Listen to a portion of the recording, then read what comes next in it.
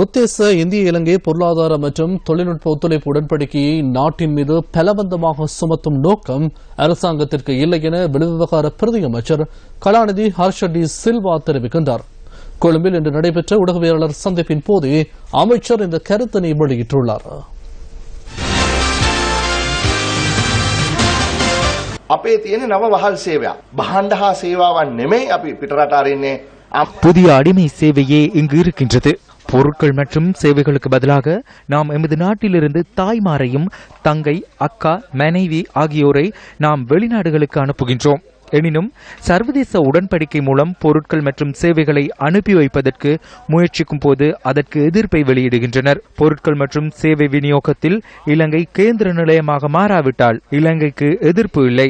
இந்து மகாசமுத்திரத்தின் கேந்திர நிலையமாகவே நாம் இலங்கையை காண்கின்றோம். அதன் ஒரு அங்கமே இந்த வர்த்தக உடன்படிக்கை. எனினும் நாம் இன்னும் பேச்சுவார்த்தை மட்டத்திலேயே இருக்கின்றோம். உடன்படிக்கைக்காக கவனத்திற்கொள்ளப்பட வேண்டிய விடயங்கள் குறித்து பேச்சுவார்த்தை மாத்திரமே மேற்கொள்கின்றோம். ஒருபோதும் பலவந்தமாக அந்த உடன்படிக்கையை இலங்கையர்கள் மீது சுமத்துவதற்கு எமது அரசாங்கம் தயாரில்லை.